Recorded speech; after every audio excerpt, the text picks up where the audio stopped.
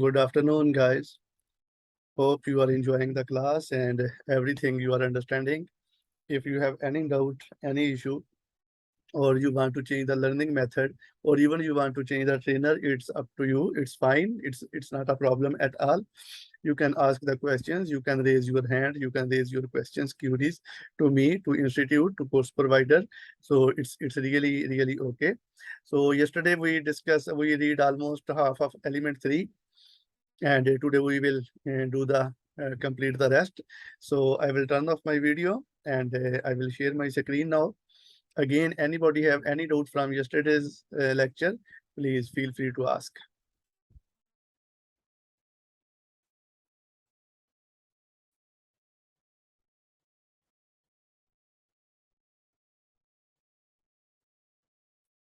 My screen is visible.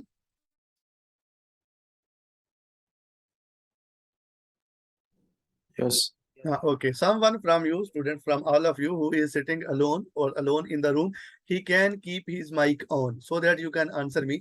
Because when I am sharing my screen, I need to escape from the screen sharing, then I need to go back to the Zoom meeting. Then I can check only your chat, otherwise I cannot. So someone from you can keep your mic unmute and you can answer me. Okay, guys. So today we have management commitment element 3.4 from the unit 3, improving health and safety behaviors. How we can improve, or what are the factors we can use, what tools we can use to improve the safety behavior. The one thing is management commitment. If management is committed, they are showing good attitude and behavior towards safety, it will be improved.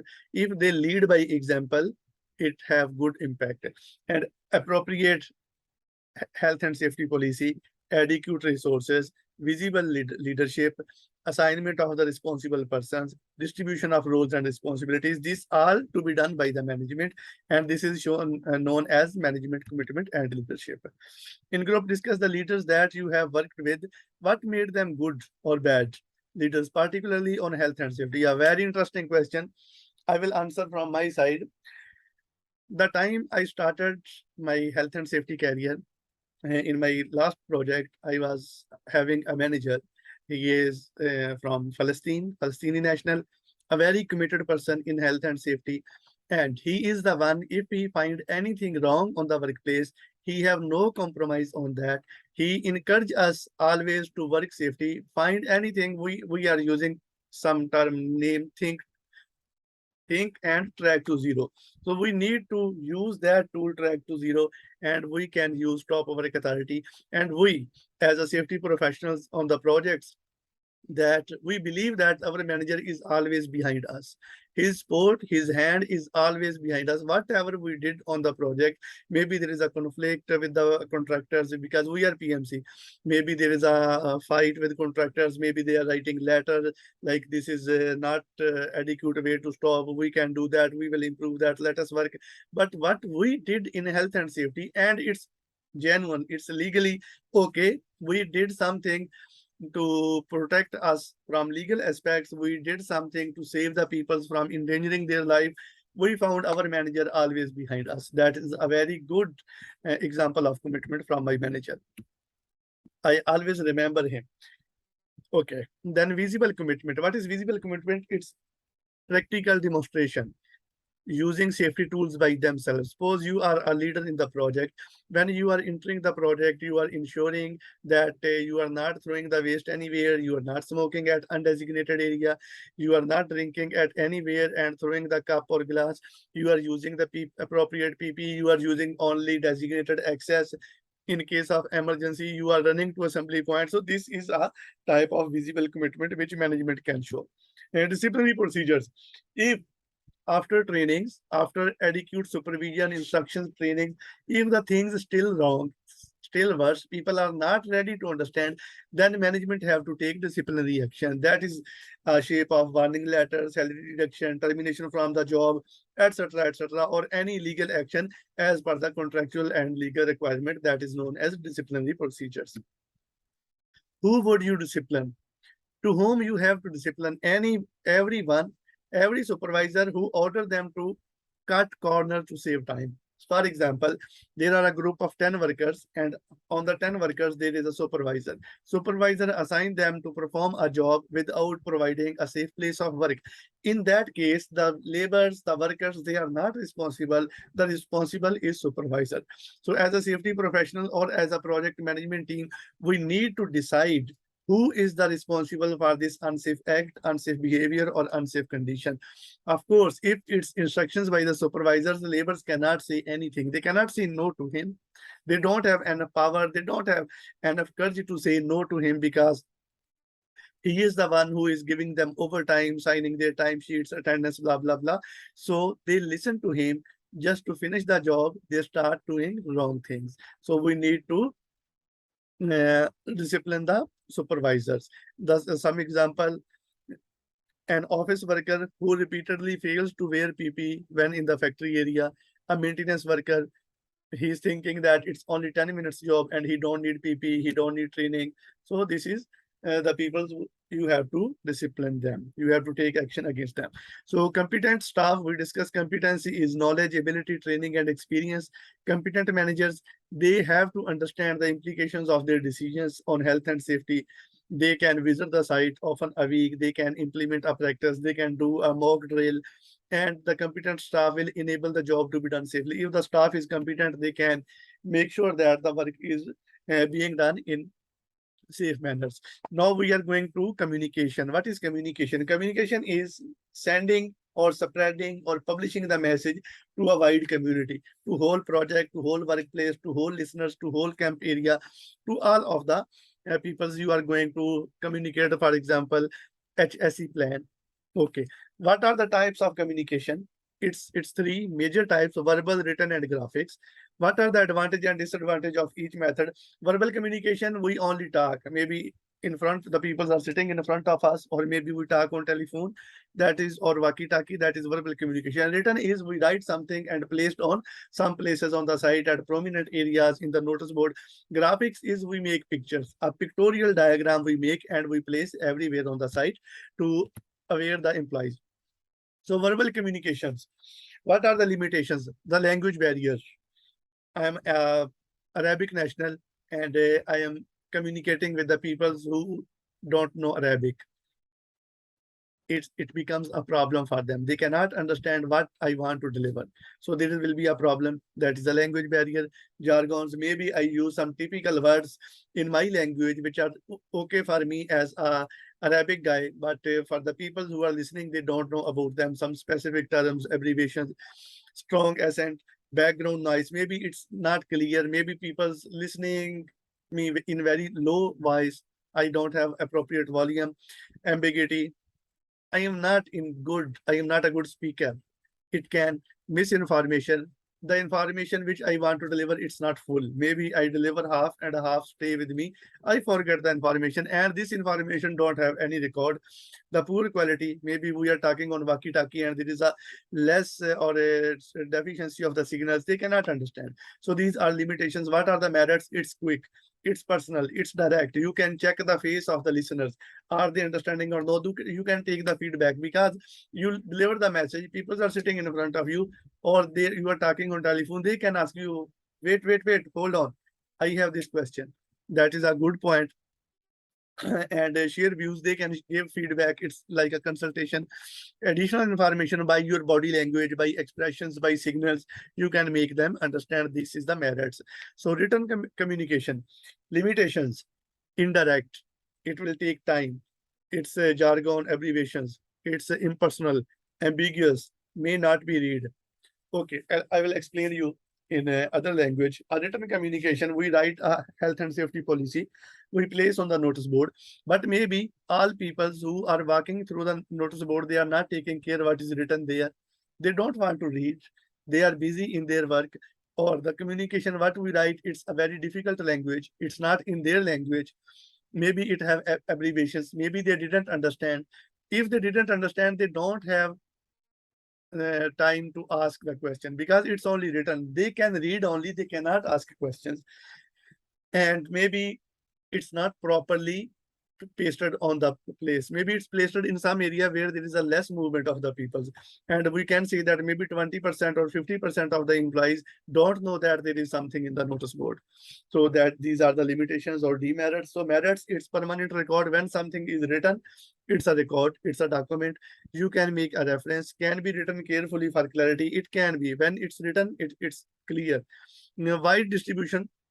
Yeah, distribution is wide, because if you place in more places, more people can see, and it will be permanent. When you are talking only, you can speak once and khalas. But if it's written and placed somewhere, people can read it maybe after 1 month also. Okay, graphic communications. It's very simple. The limitation, it's very simple, but it's expensive. May not be looked at. Maybe people ignore. Maybe we provide the signages in wrong area. Maybe the signages are faded with the sun. Maybe because of adverse weather. Maybe there is a dust. Maybe the height is too much that people cannot see. They cannot ask a question if they have some doubt. Okay, then the merits is eye catching. Yeah, when we are going through the road, we have the habit to look right and left. We can we can see if it's designed and colored in good colors, it will be eye catching. Visual, you can visually see and understand. Quick to interpret, no language barrier. There is no language. It's jargon free. Convey to message to a wide audience. Yeah, everyone who is passing on the road or in the specific area, he can see that there is a signage. Same for example, the exit signages in the offices, in the buildings, the emergency route. No people are aware about that. So they are not writing emergency exit, because if they start writing, maybe they need to write in multiple language, like minimum three: Arabic, English, and Urdu or Hindi language. So only arrow sign indicating everywhere that this is emergency exit. So broadcasting method, how the message to be delivered to the peoples. There are many ways: notice boards, toolbox talk, workers handbook. You can give them brochures. You can send them an email. You can display posters and videos. These are the methods of broadcasting. And we have cooperation and consultation. Often a legal requirement to consult with workers. Yeah, it's a legal requirement. As per ISO and ILO, there is a legal requirement to conduct the safety committee meeting after every quarter. 3 months, after 3 months, we have to conduct a safety committee meeting where we have project management, consultants, contractors, managers, and the worker representatives as well, so that we can take their ideas. We can ask them, what are the problems you are facing in the workplace? Are you happy with the current or existing control measures? Are the existing welfare facilities are okay? Are the safe work procedures which developed and communicated to you guys are okay? Or you want to change something? So that is consultation, which we done with them during the safety committee meetings, during the toolbox talks. Method of consultation: direct consultation, that employer or the general manager or the employer representative, he go to everybody, single person, and then talk with them. Or the indirect is through the worker representative. For example, as I mentioned, in my project, there is 1,700 laborers or workers are working. So it's not possible for me or for anybody to go to each one and ask the question. So what is the good way? We can collect 10 worker representatives. They can come in the meeting. We can meet them and we can ask them what are the problems for the whole workers. That is indirect, but through the workers representative. Typical issues to consult: introduction of new. Yeah, when we have new measures in health and place, in health and safety, we have new technology, we have new legal changes, we have new management changes, we have new training plans, then we need to consult with them. Cooperation and consultation. Negative culture, positive culture. What is negative culture? Negative culture is only we are informing to the people, you have to do this, without explaining them briefly, without telling them what are the benefits of doing this and what are the laws or the deficiencies. If we did not do that, what will go wrong? Like just giving information and directing them, giving them orders. But the positive culture is consultation. You discuss with them, yes guys, now we are going to excavate this line and we will use this type of equipments. They can ask why we need to use, before we are using other type, no, but we need to use this time because legally it's required, or our client required us, or this is the new technology and it will reduce your efforts. It having the workers involvement. So training, what is training? Training in the context of health and safety is the planned formal process of acquiring and practicing knowledge and skills in a relatively safe environment.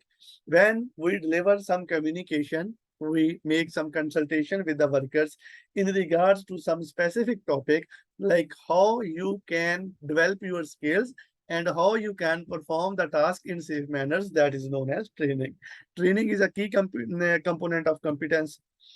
Training is, what is the benefit? It have a dramatic effect on safety related behaviors. Without training, workers try to do their jobs by copying others, doing the job and doing the job the way they think is best. Yeah, if there is no training, the peoples or the newcomers, they are not aware. So what they will do, they will start copying others. If the others are doing good, so far so good, it's okay, it's fine. But if the previous workers or someone doing the job in unsafe manners, the newcomers, they have no idea, they will start doing the unsafe manners and it will become their behavior. Training helps the workers to understand hazards associated with the work, rules and precautions, emergency procedures, limitations and restrictions. With the training, they are able to know what are the hazards, what are the legal requirements, what precautions and control measures we have, what we have to do in case of emergency, and they will know that what are the limitations and restrictions for them on the workplace. Training opportunities, when we do need to train. When a new employee is coming to the workplace, they need to get training. When there is a major change in the job, major change in the technology, major changes in the process, or a new legislation came. Same like I give example, we start implemented 6-point PPE. We include the face mask as mandatory PPE in the project because it's legal requirement. So new legislation came. We conduct training, not only one. We conduct training sessions on spot. We conduct mass TBT. We address the issue to 1,700 workers verbally. We provide the signages, we give the posters, we add in the induction. So all means of communication we utilize to make them aware about the legislation change. Training need analysis. Why? What we need to analyze before giving the training or before making a training plan?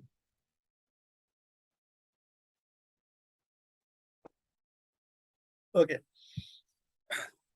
For training plan, we need to analyze which type of work is going on, what is the scope of work for this organization, what are the hazards associated with this work or with this task, which type of environment we have, what are the legal requirements in the region. Post training. Once we deliver the training, we need to check that is the training is beneficial, who attend, who attended which session and when. We need to make the record. We need to have the record. If there is no record, the safety team is going to be in trouble. We need to evaluate it. We need to take feedback from them. There is an evaluation checklist. We need to use that to ask the workers, are you okay? Are you happy with this training? Are you satisfied with the training given to you? Is the training method is okay? You understand the language, you understand the signals.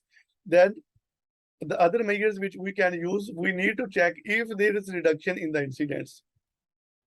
It means the training is beneficial. If there is increased awareness during random surveys and samples on the site, we can ask a few questions to the workers relating the training, like how to perform a work at height. If he answer properly, it means the awareness has been increased. Improved compliance to the rules. If we have less complaints, less non-compliances, means the training is beneficial.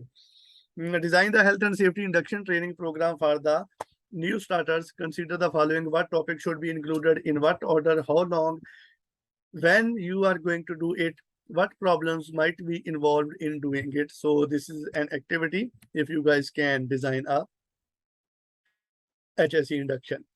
Okay, new employees induction topics. When anybody enter to the project, we need to give them induction. So these are the topics basically which need to be there in the induction program. Health and safety policy, we need to communicate with them. Emergency procedure, in case of emergency, what you have to do, on which number you will call, where you will run, where you will save yourself. First aid measures, where is the first aid provisions, where is the male nurse sitting, where is the medical clinic, first aid clinic, etc. What are the welfare facilities and where they are located, safe movement, how to move on site, which route you will go, which are the areas allowed which are the areas not allowed to the newcomers or the visitors. Accident and incident reporting. If something happened, some incident happened, you witness how to report. Consultation arrangements. If you want to ask something, if you want to ask questions to the workers, where you go, with whom you will contact, the project specific safety rules, PP requirements, like which type of PPs you need to wear during the project.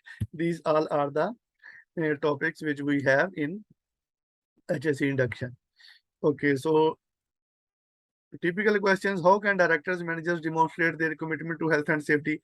There is visible commitment and there is disciplinary actions. What are the three different communication methods? Written, verbal, and graphics. What is the difference between consulting and informing? Informing means just giving the information, giving orders, giving dictation or directions.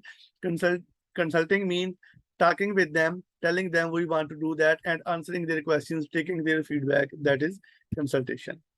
And 3.5 emergency procedures. Why? What is emergency procedure? When we are working in the projects in our workplace, the accidents can be happened because accidents are unplanned, undesired events. They don't tell us before happening. They can happen anywhere, anytime. Even there is a maximum compliance with safety. Mechanical failure can be, which cannot be stopped, or some natural incidents can be happened. So to handle all these type of emergencies, we need to have emergency procedures, and this is also a legal requirement, because despite all of the precautions, things can still go wrong. That's why we need to have emergency procedure. What are the emergency situations would the following organization have to consider? Okay, a primary school, which type of emergency situation they need to consider? Chemical manufacturing plant or a shopping center? We have three scenarios, three different workplaces or organizations, and we need to know that which type of emergency procedures or what type of hazards they need to consider. In school, there can be fire, electric, or some other issues. There can be first aid emergency. People get sick, kids crowded while playing or whatever, or maybe adverse weather, bomb threat. There's a possible bomb threat. There is severe bad weather condition, outbreak of disease like COVID came. So during the during maintenance or developing emergency procedure for school, we need to ensure these are the some basic things, but there is a lot. In chemical manufacturing plant, first aid, fire incidents, bomb threats, weather threats, toxic, chemical release, possible outbreak of disease, chemical release, or any incident or mismanagement of the chemicals. In shopping center, crowd, terror attack, bomb threats, fire, first aid. So almost similar, but they have some things which are not included in different organizations if we do it in a deep or in a perfect manner. What emergency procedure need to be? In emergency procedure, we have to arrange the procedure to be followed. Like if there is, as you can see in the picture, if there is a chemical spill, what we have to do, which procedure we need to follow. It should be there, it should be written there. Suitable emergency equipment, the emergency team and emergency equipments must be suitable, must be as required by the site condition. Trainings to the peoples, drills and exercise. We must have drill, we must have mock exercise, like if something gone wrong, how to handle it. It make us, as we know that practice makes the man's perfect, so it will make us aware on the loopholes or on the demerits of the procedure once we conduct a emergency drill. And then contacting emergency services. We need to ensure that adequate communication procedures, telephones, radios are available. The contact details of local, national authorities must be displayed on the workplace, like hospital, first aid, medical aid, firefighting, police. These numbers to be displayed on different places on the project, and people to be aware about that. And we need to know that who is responsible, who is fire marshal, fire warden, who is first aider in the workplace. So this information need to be given to the workers, and workers must be trained on emergency services. Now, what type of emergency situation might an organization do need to consider? You are developing fire response arrangements. What key things would you include? When including the fire we are making a fire emergency procedure, what we need to? We need to check which type of materials we have. We need to check which type of area or work environment we have. We need to check how much manpower we have. We need to check is adequate smoking area available. We need to check is electrical cables, wires, switch, sockets, hot work is properly maintained or no. So all these things we need to check when developing a response for fire safety. Okay, requirements for effective provision of first aid in the workplace. Okay, guys. First aid, what is the purpose of first aid? An employer has duty to make appropriate first aid provision for his employees, which include facilities and appropriate location where first aid treatment can be given. Yeah, the room, first aid room or medical clinic, it must be properly occupied with a bed, mattress or stretcher, table, chairs, and other supplies for the first aid requirement as per the work condition. Eye wash station need to be there. Equipment suitably stocked, first aid kit and other equipment, personal trained staff like a trained first aider need to be there. The three P's, the purpose. Basic principle of first aid is to keep the injured person alive until professional medical assistant arrives. Sometimes called three P's. One P is for to preserve the life. The purpose of the first aid or the first aider is to preserve the life. Someone get heart attack, someone get heat stroke. We need to ensure that the first aider, he need to take appropriate step or appropriate action so that he can save the life. Prevent deterioration. Someone get fracture, someone get injured or get hurt. So the first aider will try his best to to prevent a deterioration like more to getting worse to getting adverse. He will do that. Then promote recovery. The first aid also helps in promoting the recovery.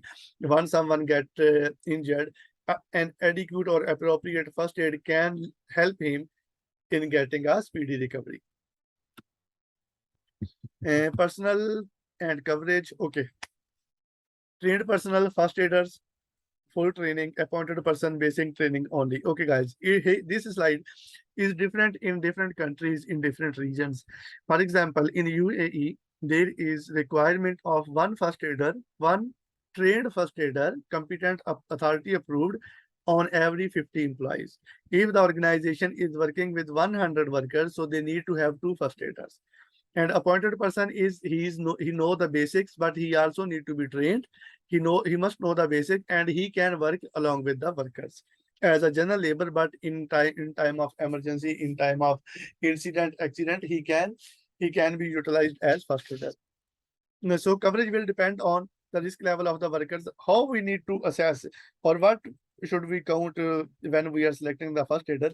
We need to check our workplace, our situation, number of employees, type of employees, the competency, hazard associated with the workplace, area of the workplace, legal requirements of the workplace, accident history, first aid records. We need to check while deciding how many or how much coverage we need to have in the workplace. What is the first aid facilities? We need a first aid room. Possibly, even it can be given without a room, but in workplaces we need to have a designated first aid room. It should be located in the area which is easily accessible with appropriate signages. It must be clean and good environment like adequate heat, cold, and ventilation is there. Hand wash facility, clinical chair, as eye wash station must be there in the first aid room. And in the equipment, they must have first aid box, eye wash station, emergency showers, blankets, supplements, resuscitation equipments to make them to help them in breathing, then stretchers, wheelchairs, some other equipments as required on the workplace. What is the basic function of a first aider? Three P's: preserve life, promote recovery, prevent the deterioration of the injury. What should consider when determining the number of first aiders on site? As I discussed with you, it need to be in legal and as per the workplace. Here in UAE, we need to have one first aider over the 50 workers. What other factors should be considered when evaluating the overall level and type of first aid provisions for the site, their working environment, their accident history, first aid records, legal requirements, scope of work, nature of work, type of injuries, type of materials, chemicals, plants, and tools to be used, all need to be considered during the once we are deciding the first aid arrangements in the workplace. So guys, our session has been finished. I just stop sharing my screen.